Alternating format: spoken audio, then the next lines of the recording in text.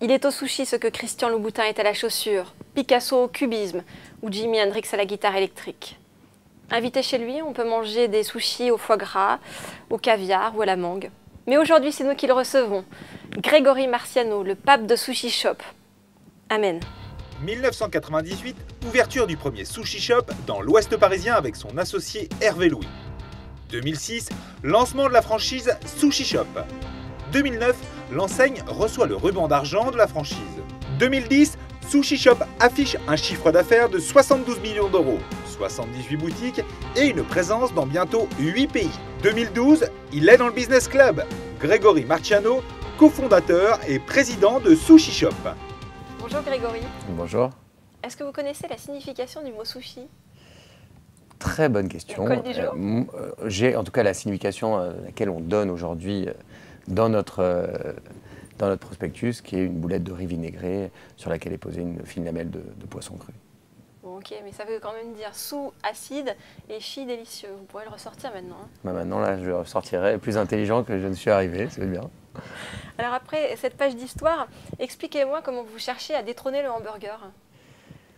La volonté n'a jamais été de vouloir détrôner le hamburger. En tout cas, ça n'a pas été la démarche.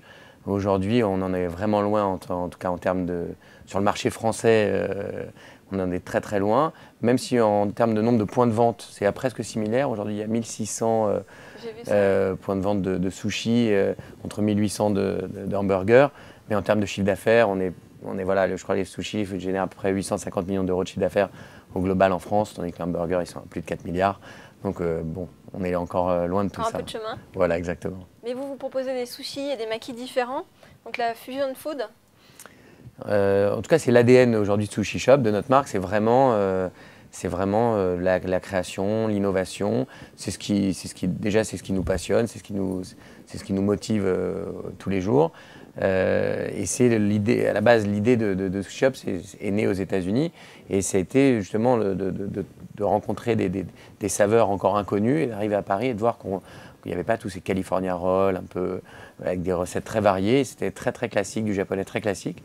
Donc l'idée même de Sushi Shop, son ADN, c'était vraiment d'amener cette touche de créativité et d'innovation. À mi-chemin entre la gastronomie japonaise et puis les influences de cuisine du monde. Bah ça s'est fait sur les années, parce qu'en fait, on a un concept qui est de faire des collections tous les ans. Au début, c'était 2 collections par an, maintenant c'est 1 collection par an. Mais vous êtes des food mode, vous, à l'origine, avec votre associé Hervé Je pas ça, mais c'est vrai qu'on s'est calqué un peu là-dessus. Ça ressemble un peu à...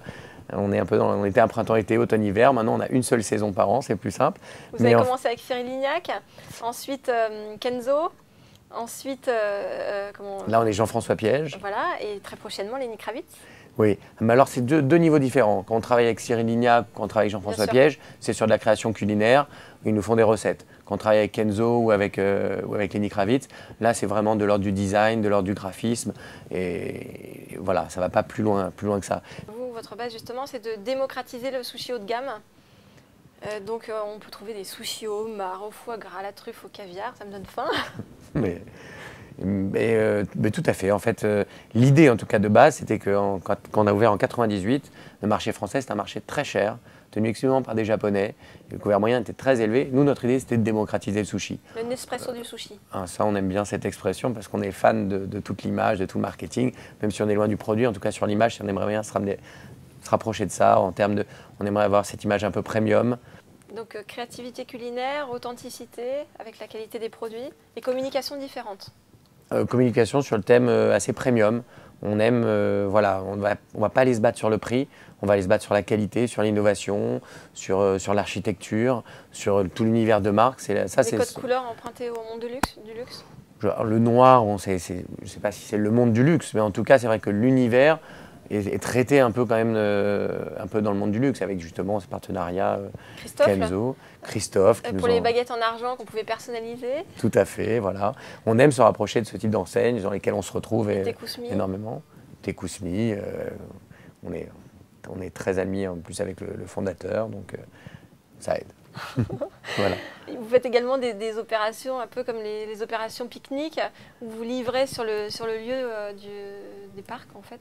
Vous êtes très très bien informé parce que c'était une petite opération assez n'est pas très médiatisé, mais oui, oui, tout à fait. On peut se faire livrer des sushis, pas forcément à domicile, mais dans un parc, dans un jardin. Et on aime bien l'idée, et on espère pousser encore un peu plus l'idée, un peu plus loin, faire un vrai petit panier pique-nique, peut-être un plan de tous les parcs parisiens avec les lieux où on pourrait déguster les sushis et les activités qu'on pourrait y pratiquer également. À vos débuts, vous avez été reçu dans Nulle part ailleurs et aujourd'hui, vous sponsorisez la météo sur Canal+. Alors, la boucle est bouclée.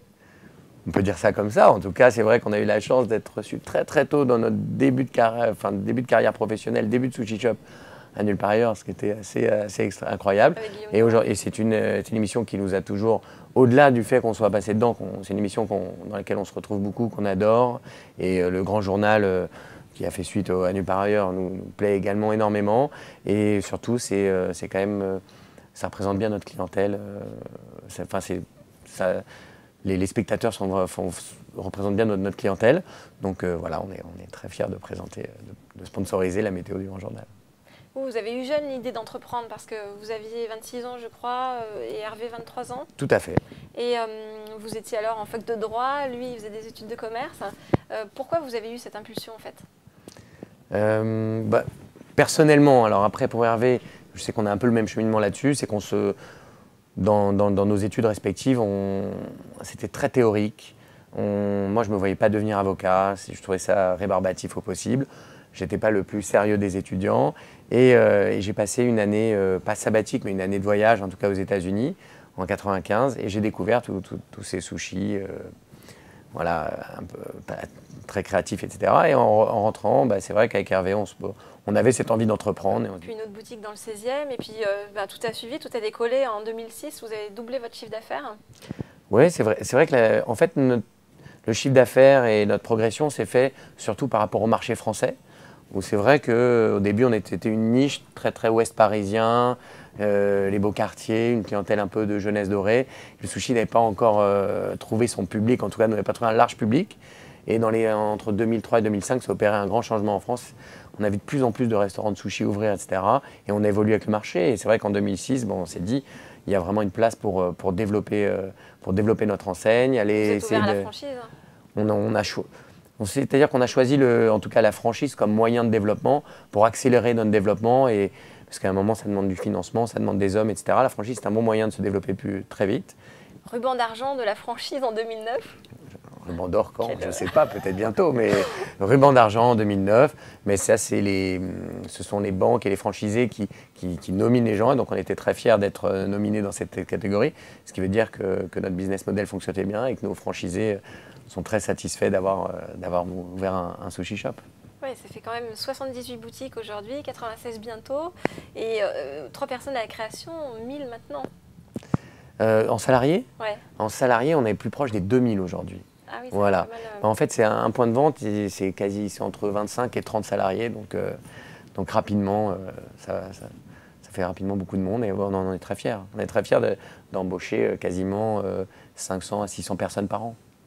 Vous êtes présent dans 5 pays et bientôt d'autres, puisque vous allez ouvrir des boutiques là, à Londres, à Genève et à New York, surtout avec Lenny Kravitz, qui n'est pas rien. Comment vous faites pour associer comme ça des grands noms à vos enseignes? Un jour, on a eu la surprise, Lenny nous appelle, est-ce que je peux faire une boîte pour vous? J'aime aussi. Moi, j'ai hésité. Non, mais donc, sérieusement, on a vu qu'on a décidé d'ouvrir à New York.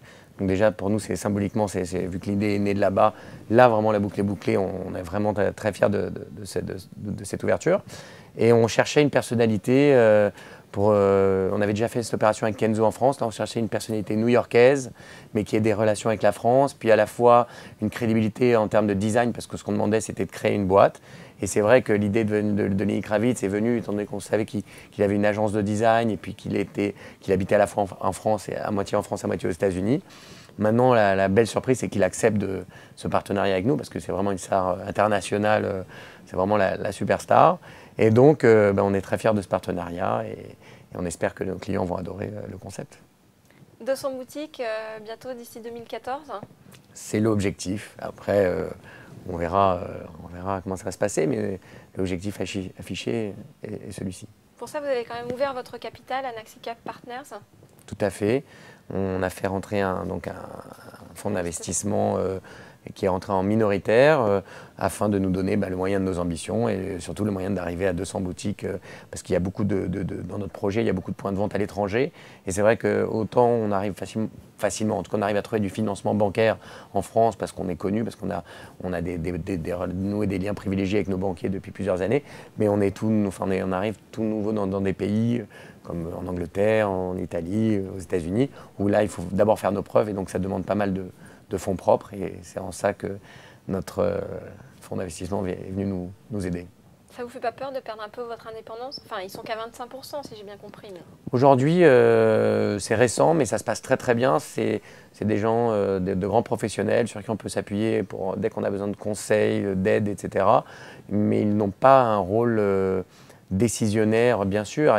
Dans certaines limites, si demain on voulait se lancer, on veut devenir fleuriste, ils auraient leur mot à dire sûrement. Ou si on décidait de changer complètement d'activité, mais sinon, ils sont plus là dans un rôle de conseil plutôt que dans un rôle d'éditionnaire, vu qu'on a vu qu'on a encore 75% de la société, c'est encore nous qui sommes complètement aux manettes. Grégory, avant de partir, est-ce que vous voulez bien me livrer quel est le sushi préféré de Lenny Kravitz? Je vais lui en exclu le pour problème, le Business Club. c'est que je vais devoir lui demander. C'est qu'aujourd'hui, je ne vais pas m'avancer. Je l'ignore. Mais ça sera avec plaisir que je retournerai le voir et que je lui demanderai pour vous. Et je vous dirai ça la prochaine fois. Bon, alors en attendant de me confier ça, est-ce que vous pouvez me confier vos rêves? Ce que j'aimerais, c'est un jour emmener ma femme et mes enfants, faire passer une année sabbatique et faire un tour du monde. Faire un tour du monde avec ma femme et mes enfants pour m'éloigner de tout, plus penser au travail, ne plus avoir de portable, ne plus avoir d'email et puis profiter à plein temps de mes enfants tant qu'ils sont encore jeunes. Et un rêve qui est en train de se concrétiser aujourd'hui, c'est de mener à bien tout notre projet Swiss Shop, c'est-à-dire de devenir réellement le leader européen, voire le leader mondial dans la restauration rapide japonaise. J'adore la France, etc. Mais j'aimerais un peu de changement, j'aimerais avoir une deuxième vie, recommencer à zéro et ça pourrait être l'opportunité de réaliser ce rêve. Pourquoi pas partir vivre aux États-Unis pour développer la Swiss Shop aux États-Unis. Et dans ce rêve, évidemment, j'y inclus mes associés qui sont également mes amis avec qui on vit en tout cas aujourd'hui un rêve éveillé. En tout cas professionnellement et en termes humainement, parce qu'on s'entend vraiment très très bien.